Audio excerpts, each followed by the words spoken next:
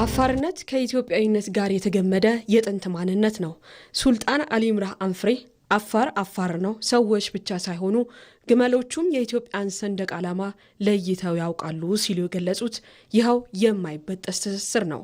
ሱልጣኑ ኢትዮጵያ የባህር በሯን እንዳታጣ የከፈሉት ታላቅ መስዋዕትነት ዛሬም በትውልዱ ልብ ውስጥ ሕያው ሆኖ ጥያቄው ሳይበርድ ይኖራል። ከአሰብ በቅርብ ርቀት ላይ በምትገኘው ኤሊዳአር ወረዳ የሚኖሩት የአገር ሽማግሌው መሐመድ አብደላ ዛሬም ከአሰብ ደጅ ከኤሊዳአር ሆነን የምንዋጀው አንድ እውነት አለ፣ ቀይ ባህር የታሪካዊ ርስታችን አካል የሁላችንም ኩራት ነው ይላሉ።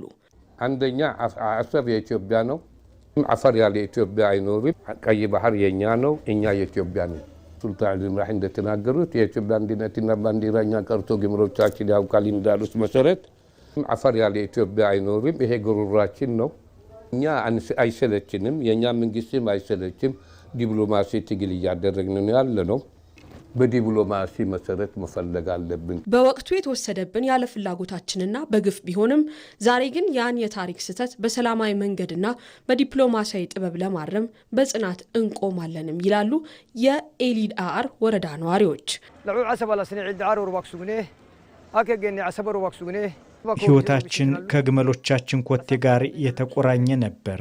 ቀኑን በአሰብ የንግድ ግብይት አሳልፈን አመሻሹን ወደ ኢላዳር እንመለስ ነበር። በመካከላችን ያለው ዝምድና ከንግድም በላይ የደም ትስስር ነው። ዛሬ ግን ያ ጥሩ ቀን ተለይቶን ታላቁ እዚህ ታናሹ ደግሞ እዛው ማዶ ቀርቷል። አፋራ ኢትዮጵያ ማና ኢትዮጵያ አፋር የኢትዮጵያ ማዕፀን፣ ኢትዮጵያም የአፋር የዘላለም ቤት ናት። የባህር በር ማጣት ለሀገር እንደ ጉሮሮ መቆረጥ ነው። እስትንፋስን እንደ መከልከል ይቆጠራል። ቀይ ባህር የብልጽግናችን ምንጭና የሁለንተናዊ እድገታችን ደጅ ነበር። የታሪክ ግዝፈቱም ታርሞ ዛሬም ቢሆን በጋራ ክንድና በሰለጠነ ዲፕሎማሲያዊ መንገድ የባህር በራችንን ለማስመለስ በጽናት እንታገላለን።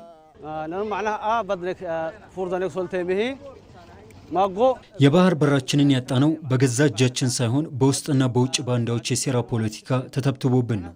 ታላቁ መሪ ሱልጣን አሊ ኢምራህ ኢትዮጵያ የመተንፈሻ መስመሯ እንዳታጣ የከፈሉት መስዋዕትነትና የለፉት ልፋት የታሪክ ምስክር ነው። በወቅቱ የተወሰደብንን ያለ ፍላጎታችን በግፍ ቢሆንም ዛሬ ግን ያን የታሪክ ስህተት በሰላማዊ መንገድና በዲፕሎማሲያዊ ጥበብ ለማረም በጽናት እንቆማለን።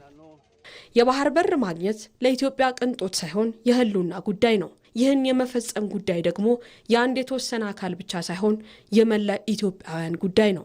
130 ሚሊዮን የሚጠጋ ህዝብ ያላት ኢትዮጵያ የጂኦግራፊ እስረኛ ሆና መኖር እንደማትችል የመደመር መንግስት በግልጽ ለዓለም አስገንዝቧል።